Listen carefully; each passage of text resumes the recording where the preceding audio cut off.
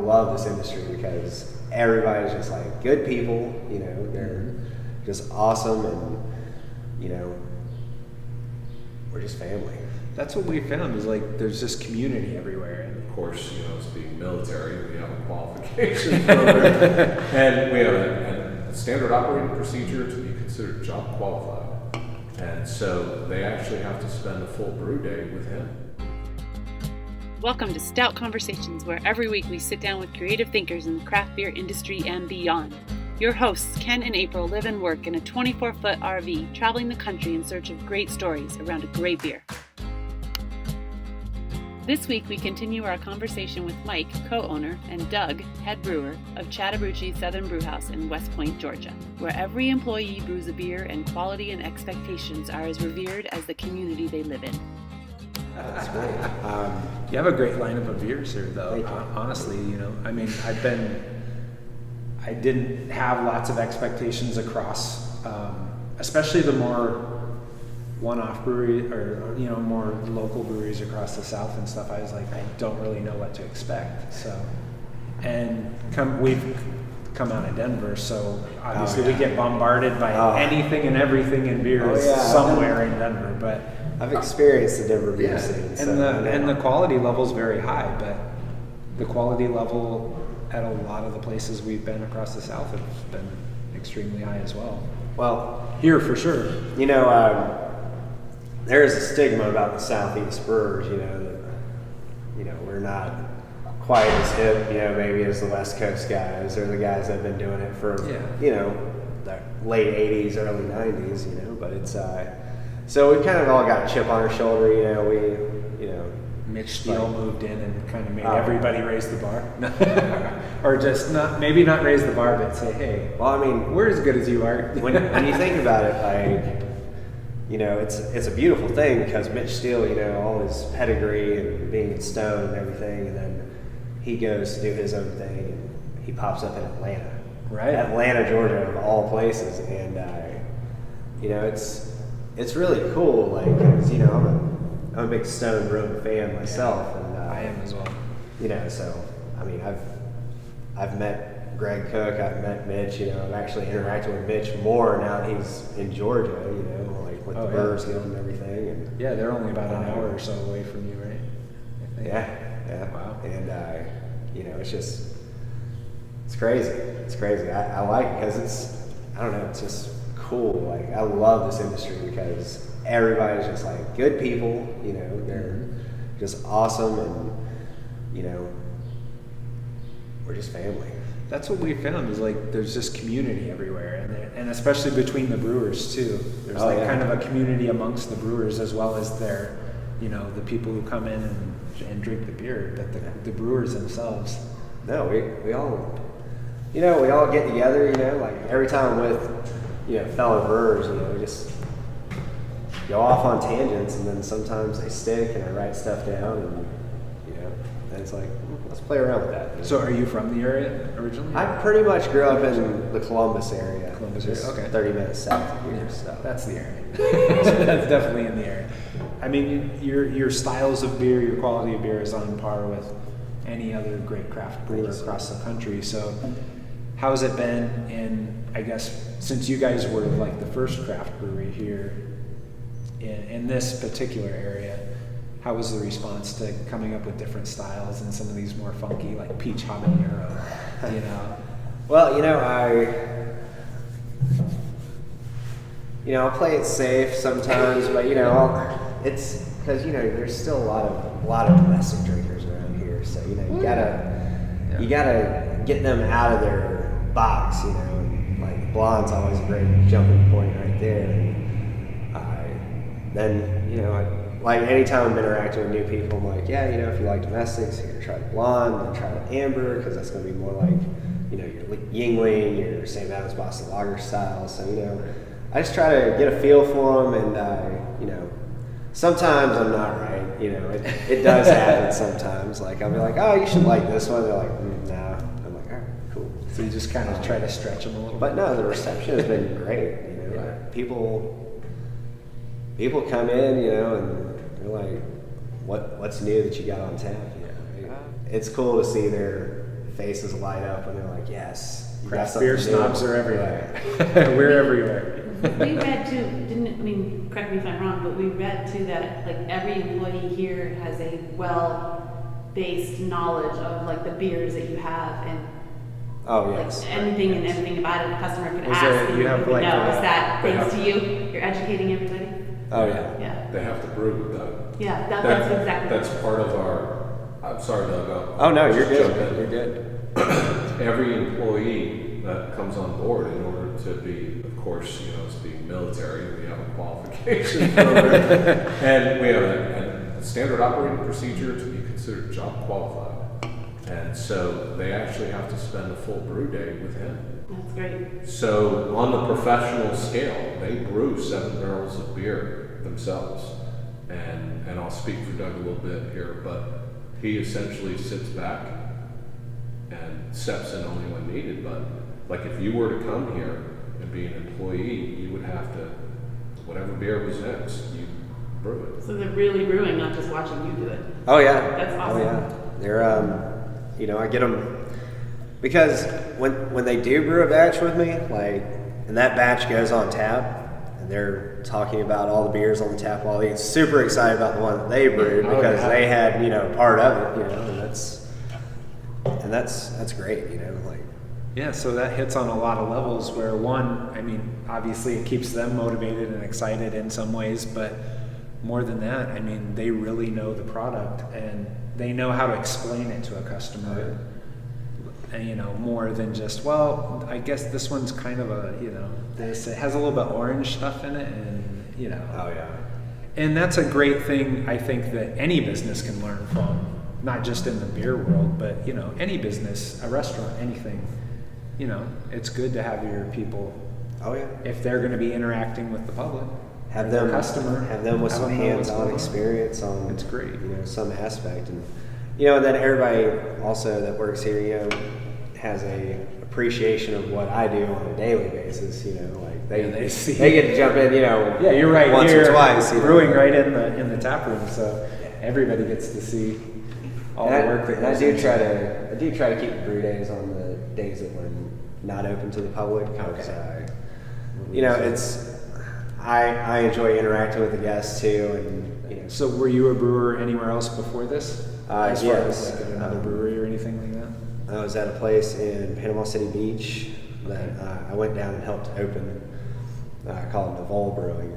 They're unfortunately no longer in business, but it is what it is. Mm-hmm. But I got my start at the Cannon Brew Pub down in Columbus. Back in 2008, I was serving bartending there, and that's about when I got into craft beer because we were making it on site and everything. And one day I just looked at the brewmaster. We were having a beer, just hanging out, and I was like, man, I'm really into this. What would it take for a guy like me to be a brewer? And it's like, well, you can come in on your unpaid time and I'll teach you. He's like, but I can't pay you. I was like, okay. Free education. I was like, when can I start? And he was like, just come in tomorrow at 9:00. I'm brewing a batch of amber. So Cool. I was like, all right, cool. So I went home. I was all excited. I went to bed early and woke up early, made myself a good breakfast. Walk in the doors at 9:00 in the morning, and I like, hey, what's going on, Hank? And he's like, he just starts laughing. I was like, am I getting punked? I was like, this is crazy. He's like, no. He said, out of 21 people who showed their interest in it, you're the first one to actually show up the next day. Really? And Wow. he was like, so whatever you want to learn, I will teach you. I said, all right, cool, let's go. And so I apprenticed on my own time for a year straight, Monday through Friday. Wow. In the morning in the brewery, and then at night I'd clock in, serve, bartend, or whatever. And then after a year, he decided to take a 2-week vacation. And he said, all right, well, you're running the brewery for 2 weeks. Don't mess up. How'd that make you feel? I'm like, I don't know. All right. And after the 2 weeks, he came back and he was like, you did great, man. So they promoted me to being an assistant brewer and getting paid. And then he took off to do his own thing, and I took over for a couple of years there. And then I wanted to do my own thing, so I went down to Florida. And while I was at the Cannon, though, I met Mike and Kathy because they were in the planning stages. And Okay. so, we had always been in contact with each other. I, met them up here, and we actually walked Sweet Georgia Brown Next door. Yeah. next door. Your hair was much shorter.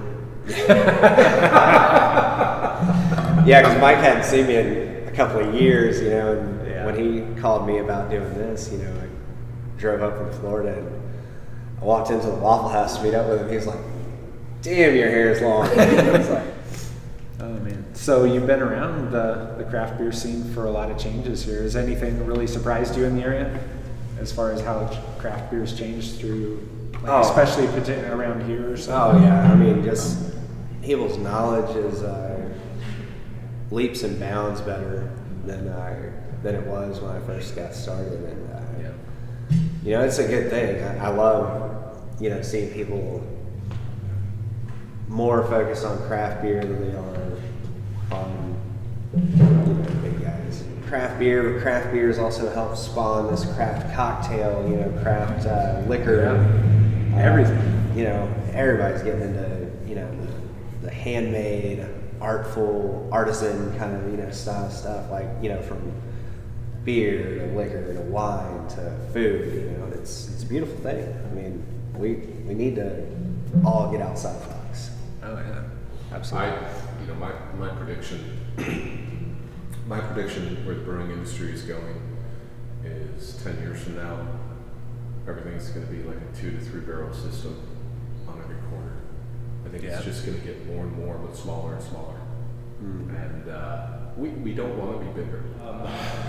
The legal landscape, current Congressman Drew Ferguson was the mayor of West Point at the time, and he was instrumental in writing the code, helping us literally change the law to allow this here. And so that's one example of how local municipalities, they're changing how they do business to facilitate these places. I can't tell you how many small communities have approached us and said, "Hey, can you do the same thing in my town?" Boy, if I it's like we talked about It's a earlier, it's revitalization. revitalizing smaller areas. and it keeps, instead of sending your money to Back Denver or Boston or Atlanta for Right. your craft beer needs, you can keep your money local and employ local people. And then that money's going, the yes. people who work here that are making money, you're making Yes. money here, your employees are making money here. But Absolutely. they're spending their money here too. Mhm. So it's going back into that community. So Right, so it's kind of one of those anchors, but that is where I believe in 10 years from now, we'll have more breweries. We have 7,000 now. I see us having maybe 10,000, 12,000, if you could believe that. But they're all going to be, I think the More like average. nano instead of micro. Right, I think the average is going to be kind of more like us, which is a single location, smaller system, smaller ownership teams. Distribution, different beast, completely different beast. But if you can find that right population center with the right demographic and sell beer directly to the customer, I think that's where success is going to be for a lot of small breweries. well, and like you were saying too, you're seeing that across other spirits and wine and things, and, Oh, yeah. and food though too. And so it's not. I think it is kind of a big movement towards. I think you're seeing a bigger separation between there's the huge monster company, the Amazons of the world and the Walmarts of the world, down to now there's more mom and pops catering to what that community really wants and really needs, or so like craft across all kinds of businesses basically. So Yeah. And for those, interesting to see for those of the your changes. viewers who are possibly, quick 30-second business plan, keep your operating costs low. Selling beer directly to the customer is by far going to be where you're able to make your money. right. Distribution is great, however, I would say, be careful about how big of a distribution footprint you want. Kegs cost money, and not all kegs come back. Right. So there's something to be said about that. So if you could have a very high proportion of direct sales to customers on a small scale, if you can sell if you have a 2-barrel system and you brew twice a week, if you could sell 4 barrels of beer a week to your local customer across the counter, you're doing good. You're doing real good. That's a fair amount of income coming in every single week. So not going to do math in public on No, camera, that's okay. but you're No, talking gives- about something that in gives the people a neighborhood perspective, of 15. That would be 1,500 beers times, call it just for rough beer math. That's 75. Oh, I am doing math in public. that's $7,500 a week. That's going to turn into $32,000 plus a month in direct sales. That's a good, healthy tap room. That is, it's a good, healthy tap room on top of t-shirts and hats. Yeah, So, and you got all kinds of Stickers and whatever else. Yeah, yeah, absolutely. People love their stuff. they do. Definitely. By the way, you can buy these for $5 a piece at Chattabrewchee Southern. You want another beer? I definitely want to try the peach habanero for sure. There we go. Because that one. I'll let Doug walk you through that one. That's his baby. I should tell you about the orange tiramisu. Oh my god, that sounds like heaven. There are new episodes with new conversations every Sunday night. Be sure to subscribe and click the little gray bell so you don't miss out.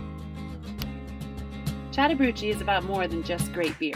Military owned, operated, and supported. Check out the full story behind America's first female-owned active duty brewery by clicking the link in the description or on the Stout Conversations playlist. It's a side-by-side 3.5 barrels. Okay. So we have our 2 mash tuns and our 2 boil kettles. Both of them 150-gallon tanks, 3.5 barrels. So yes, we have 7-barrel fermenters, but really the essence of it is side-by-side, all in a double barrel 3.5. So when you brew, do you brew the same thing? Yeah, brew the same thing. No. You can do them together or something. Absolutely, and that's one of the really unique properties of this particular system is it is 3 systems in one when you stop and think about it. It's a 7-barrel system. It is a 3.5 barrel system and a 3.5 barrel system side by side at the same time. But also, you don't have to brew 3.5 barrels. We've gone as low as doing pilot system 2-barrel batches. So, for those who are looking for a 100% American steel, 100% American labor, 100% American owned company, it's made in Michigan, very economical choice due to the fact that there aren't any bells and whistles. It's pretty much a home brewing system on steroids. Yeah. Really. It's a mash tun and a boil kettle with direct fire that you just put almost the equivalent of a steelhead pump. You know, very ubiquitous in the home brewing world, a steelhead pump that goes into a fermenter. That's it. Yeah. But the beauty is, it makes phenomenal beer. We have a high 80% efficiency rate off of this. Good, Yeah, I think he said 87%. Wow. So it's a highly efficient system. You can go 2 barrels, 3.5 barrels, all the way up to 7 barrels at a time. So it's a scalable system at the same time.